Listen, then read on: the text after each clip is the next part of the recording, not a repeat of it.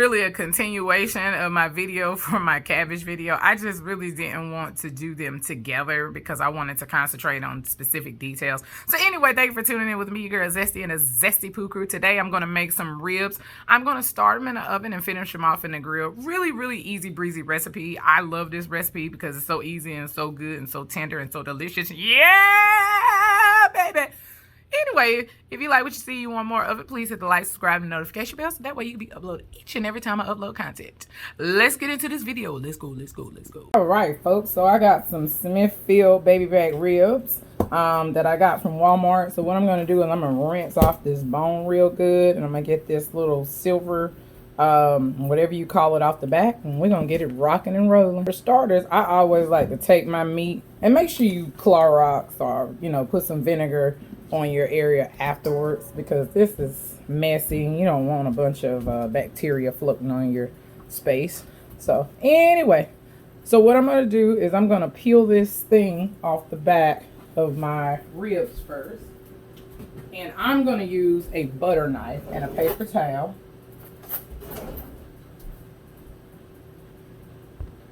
So what I'm going to do, I just took it and just kind of put the butter knife up underneath, just like so. Then I'm going to take my paper towel, and I couldn't wear gloves because I wanted a good grip. Sometimes this thing sends me into a fit. Oh, it came off just like so. Yeah, baby. All right, now we have that gunk off of there.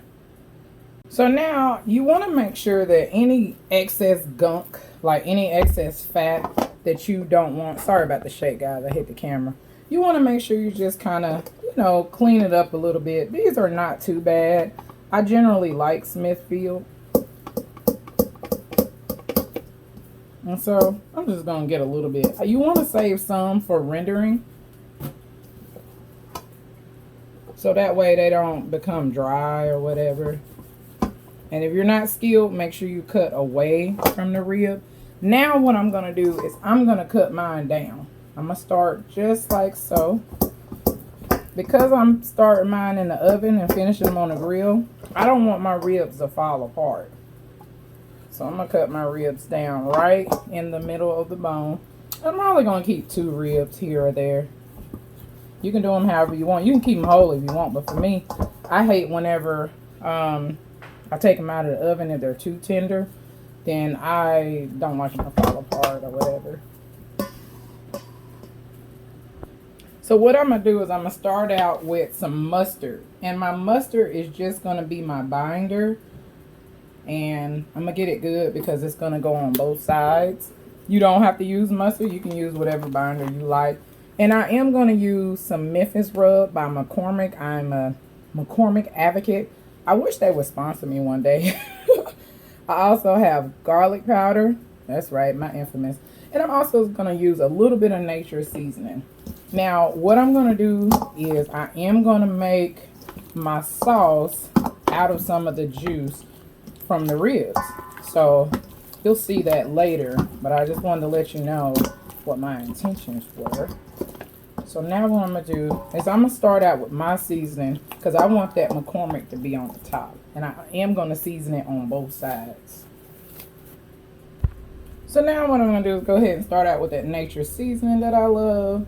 I'm going to get it good on both sides. Y'all know I like to season my meat.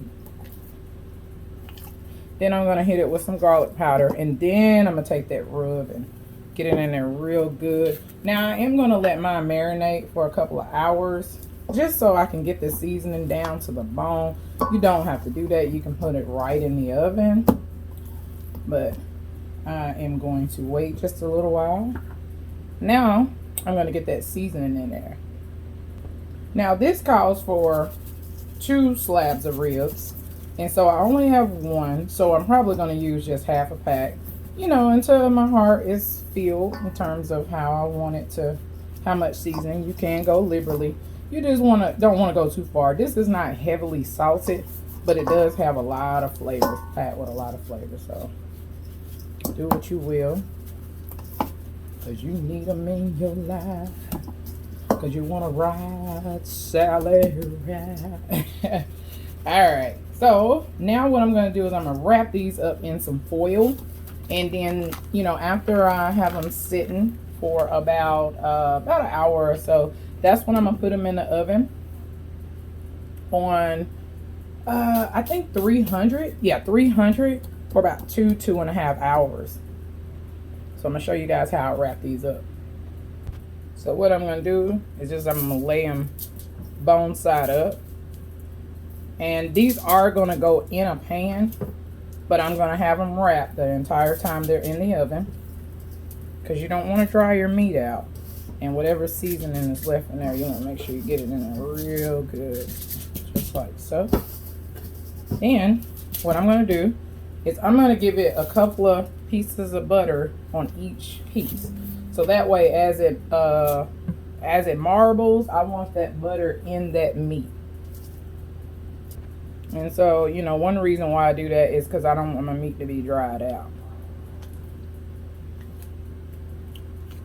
And it's probably going to be equal to about 2 tablespoons of butter, give or take. It's not a whole lot.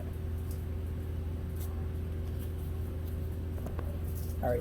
So what you want to do is you want to do just like so. You want to kind of make a pouch. And don't worry, because I'm going to be covering the top with foil as well.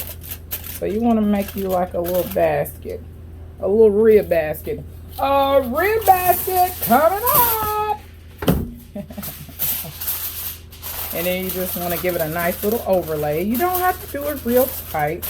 The reason why I have this boat is because, like I said earlier, my juice is going to come straight out of there. So that way it's going to help me build me a nice glazed sauce to go over these bad boys when we do get them on the grill. So the next time you'll see these ribs, they'll be coming out of the oven after 2.5 hours. And we're going to be going on the grill and making our sauce, okay? All right, so this is how it looks. Going to get all that foil off of there. And this is how they look, folks. So y'all see that juice? I'm going to be using this reserve for the sauce. And I'm going to make that in a few minutes. So I'm going to let them get to where they're cool. So you don't want to mess with them too much because, like I said, they are really tender. And so you just want to, you know, I'm going to turn mine over. So that way, you know, we don't have to worry about when we put them on the grill. And these are hot. I have, oh, you see that bone came out, y'all? Yep, don't mess with it. It's okay. All right. All right, so we're going to get it started with this barbecue sauce. I like more of a tang. So, you know, I told you I was going to use some of that reserve liquid from the ribs. Now what I'm going to do is I have some hickory, brown sugar, sweet baby rays. I always use this as my base because I just love sweet baby rays. So I'm just going to put about 3 tablespoons of it. Maybe 4 because I want to keep some of the sauce about out. So now I'm going to add some mustard, probably about a tablespoon of it. I'm going to also add some apple cider vinegar, probably about a tablespoon. And you know, you want to taste this as you go. That was probably a little bit more than a tablespoon. And I'm also going to add some garlic paste in this bad boy. I'm also give it a shot of Worcestershire sauce, just about a teaspoon of it. I'm gonna give it a little honey, not much, just about 2 teaspoons, because I don't want it too sweet. I am gonna hit it with some liquid smoke. Even though it's going on the grill, I want to make sure that those flavors are like Flavor Town USA Overload. I am gonna give it a small little shot of whiskey, just a little bit. Okay. Probably a little bit much, but it ain't gonna hurt nothing. And I'm gonna hit it with about a tablespoon of brown sugar. Get it nice and mixed up. Hey guys, I'm taking them for Zesty right now. Put these ribs on the grill, and I'm gonna baste them.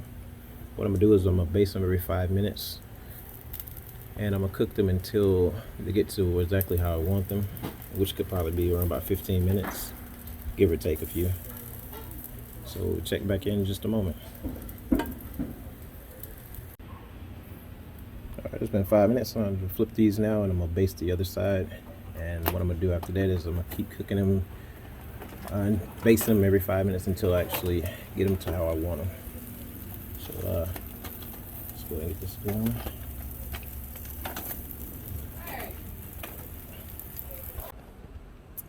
Alright guys, this is the finished product. Everything looks good, actually. It looks exactly how I want it. With that said, I'm gonna go ahead and read the quote for today instead of Zesty. I know you was expecting her, but sorry guys, today she's a little tired. But the quote today says, "Never be afraid to do something new. Remember, amateurs built the Ark, professionals built the Titanic." With that said, guys, I want to thank you so much for your support and love. And we love you guys, and as always, have a good day, and we'll see you later. As always, peace out.